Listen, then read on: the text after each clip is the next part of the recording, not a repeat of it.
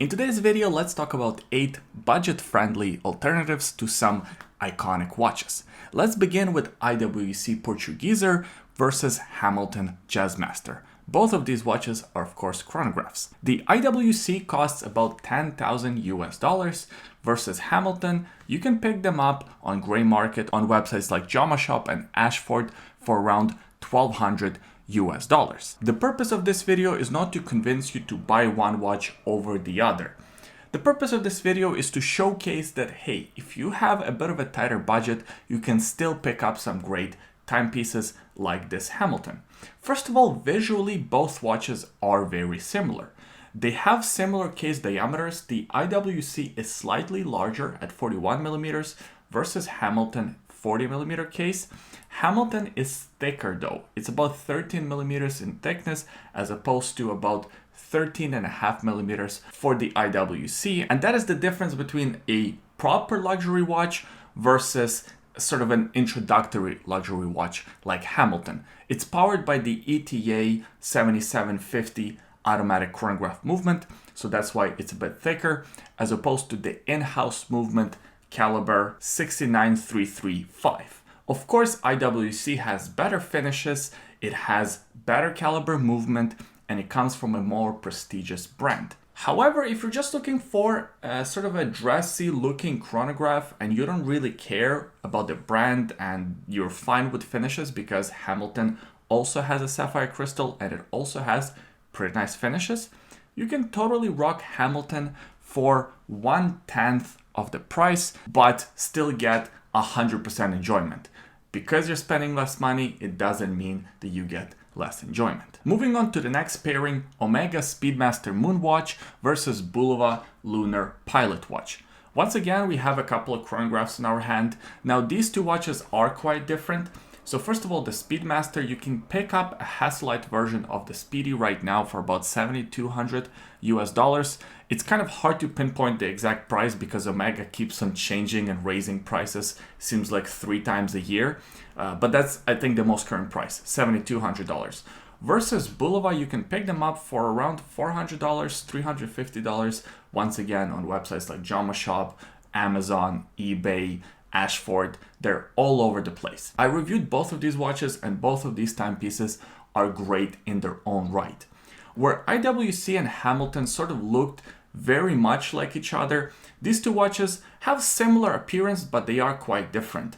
The Bulova is in a larger case, it appears larger on your wrist.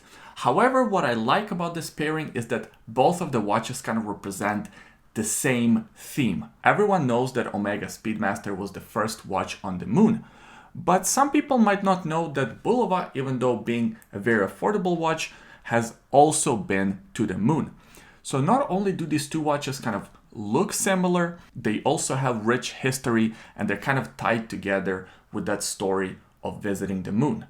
Now, in terms of the finishes and the quality of the watches, of course, Omega is going to be much nicer. It is multiple times the price of the Bulova. Yet, Bulova still offers a lot of value. It's not like you're really sacrificing a lot by going with the budget option. Although Bulova doesn't have a mechanical movement, their movement is still great. It's very accurate and it doesn't tick that 1 time per second. It has a smoother sweep to the seconds hand. I thought this was a very interesting pairing and just shows you that you don't need to spend thousands of dollars to get a great watch. Moving on to Rolex Oyster Perpetual versus Tissot Gentleman. Rolex Oyster Perpetual at the retail level is about $5,600-$5,700 versus Tissot Gentleman is about $550. Once again, you can pick them up online all over the place. Now, the story doesn't stop with the retail price. The Oyster Perpetual actually sells for almost double on the resale market. So if you were to actually try to buy one of these watches, you'd be looking for around $9,000-$8,500 for this watch, which is a lot of money. What do you really get? You get a 3-hander, yes, with a fantastic movement, fantastic finishes, and that Rolex crown on the dial. That is what sells the watch. It holds its value. Sometimes these watches even go up in value, and you buy a little bit of prestige when you buy a Rolex. On the other hand, Tissot is also a very well-established brand with a lot of history and Swiss-made movement, fantastic finishes. It also has a sapphire crystal, fantastic looking dial. You have a few different dial options to choose from. And as far as an everyday timepiece, is just unbeatable. So for $550, sort of 1/20th of the price of Rolex, you get almost everything that Rolex offers, and you're not really sacrificing that much. You're not buying a Pernice, you're not buying one of these Chinese brands, you're buying a Tissot, something that you can be proud of. I think it's a great alternative to the Oyster Perpetual. IWC Big Pilots watch versus Stowa Flieger. The IWC is about 10,000 US dollars and Stowa is about 1,500 USD. I don't mean to make this video and pick my finger at IWC because I actually really like the brand. But unfortunately, they make a lot of watches that just have great alternatives on the market. Yes, IWC Big Pilot's watch is a legendary Flieger. When you look at one, you know right away what it is. Unfortunately for IWC, there are a lot of other great watch companies that also make Flieger watches with a lot of history, such as Stowa. Now, these Stowa watches are legendary. They have been in World War II. They have been battle tested, so to speak. So has the IWC. Stowa is a German brand. IWC is, of course, a Swiss brand. Of course, the movements in these watches are very different. Stowa is powered by the ETA movement, where IWC is powered by the in-house caliber movement. But as far as the general look and the purpose of the watch, I think both of them achieve sort of the same purpose. If it were up to me, I would actually buy Stowa over IWC. I think you can really beat it up, really abuse it, and that watch will still hold up. Plus, it's kind of cool to get a German watch in a collection. AP Royal Oak Offshore Chronograph versus Maurice Lacroix Icons Automatic Chronograph. AP is about $40,000 at the retail level if you can find one of these watches at the retail level. I'm not an expert in AP watches, so I'm not sure how difficult these offshore Royal Oaks are to get. I know that the OG Royal Oak is very difficult to get. Pretty much you're paying triple, double the retail price. I'm not sure about these ones, so for the purposes of this video, let's just say it's about $40,000 because they have so many different versions of this watch available. The Maurice Lacroix is about 3,500 US dollars on their official website. Although I wouldn't recommend buying this watch on the official website. You can find them on eBay in almost brand new condition for like $1,700. A lot of you might not be familiar with this brand, Maurice Lacroix, and what is even this brand, and is Oleg pronouncing it correctly? I don't think he is, but let's move past that. This brand has been around for a long time, and recently they have made some news by making their in-house movements. This watch here is not powered by the in-house movement. I believe it's powered by the Valjoux ETA movement. Nevertheless, it's a solid automatic chronograph. So you're not getting some Mickey Mouse watch, you're not getting some alternative. No, you're getting a proper mechanical chronograph with a nice case. If you're into this design, if you're into that Royal Oak offshore look, this watch here is sure to impress you. It still has the giant 44mm case. It looks massive. It wears very similar to the Royal Oak, and you're paying fraction of the price. Also, you're getting a Swiss-made watch that's not exactly a copy. I like this watch because it has enough of its own flair. Yes, it reminds me of the AP, but with its own approach. There are a few different colors to choose from, and they're quite nice. Fun fact, I had this watch in my shopping cart probably 8 to 10 times, and I just never pulled a trigger. Rolex Daytona versus Zenith Chronomaster Sport.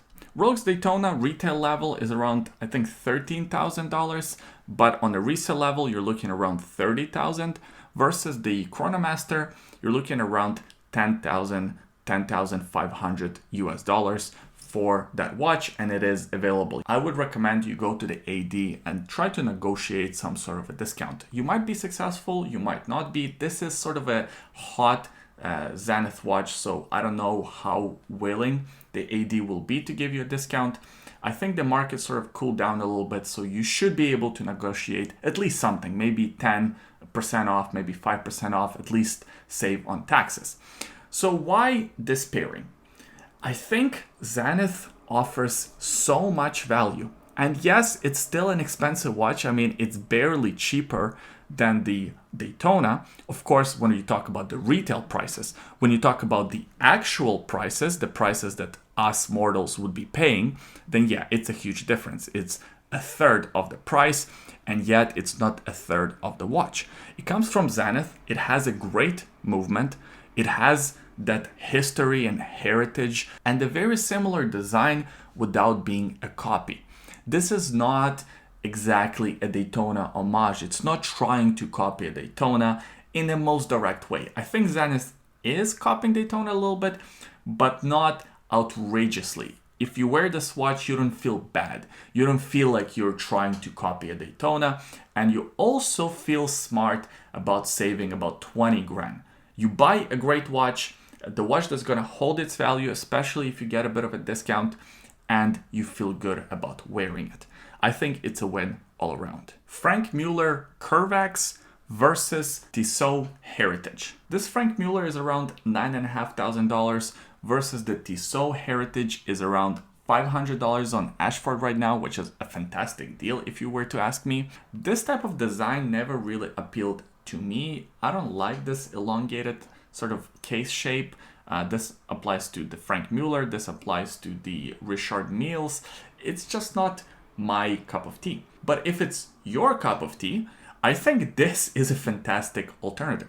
Once again, you're looking at a Tissot, a Swiss-made watch brand with a lot of history, a lot of heritage. You're not buying a Chinese knockoff. You're not spending your money on something that's not worth it. With this Tissot, you're getting a lot of value. You're getting a mechanical hand-wound movement. The watches also look very similar, and I think they sort of achieve similar task. This would be your kind of cool dress watch. If you are looking for a dress watch, but you don't really want something traditional, you don't want anything too boring, you like these Franck Muller designs, well, hey, consider this Tissot. It's a fraction of the cost. Of course, it's not going to be of the same quality, it doesn't have the same movement, but in my opinion, it accomplishes a lot of the same things as the Franck Muller does. The only thing that I'm not so crazy about with this Tissot are the lugs. They're kind of these hinged wire lugs, and I don't know if it's gonna appeal to you or not. My guess is that's why the watch is so cheap, because people don't really like it, because the design is already really out of the box to begin with, plus you add these weird lugs. But if you like it, hey, you're gonna get a great watch at a great price. Lastly, let's talk about the Grand Seiko Snowflake versus Seiko Sarks 055. I actually did a comparison video between these two watches, the Snowflake being about $5,000 and the Sarks being about $1,000, so a fifth of the price. And no, they're not exactly the same. The Snowflake is much nicer. Let's not kid ourselves. Let's not pretend that you're gonna get the same level of quality with a Seiko as you would with the Grand Seiko, especially with the movement. The spring drive movement is something else. However, if you take the movement and the quality finishes out of the question, because of course we have to for all of these watches, the two watches are actually very similar. They're both made out of titanium. They both feature some really nice dials, and they both come from Seiko. One is Grand Seiko, the other one is Seiko. Nevertheless, they're both Seiko. Now the Sarks wears a little bit larger. It's a little bit more rounded, as opposed to the Snowflake having a bit of an elongated case. But other than that, they're very similar. And if you like the design of both of these watches, some people even prefer the design of the Sarks, you're gonna save a ton of money that you can reinvest and buy something else. And that's it. That is my list of 8 budget alternatives to iconic watches. Leave a comment in the comment section below. Let me know what you think about my list. What do you think about my picks? Are there better alternatives to some of these watches? I always enjoy reading your comments. Also, leave some comments about other iconic watches and great alternatives for these watches. I'm not looking for a cheap knockoff. I'm looking for an actual good alternative. Maybe I'll do a part 2 of this video sometime in the future. Give this video a thumbs up if you enjoyed it, subscribe to the YouTube channel, and we'll see you next time.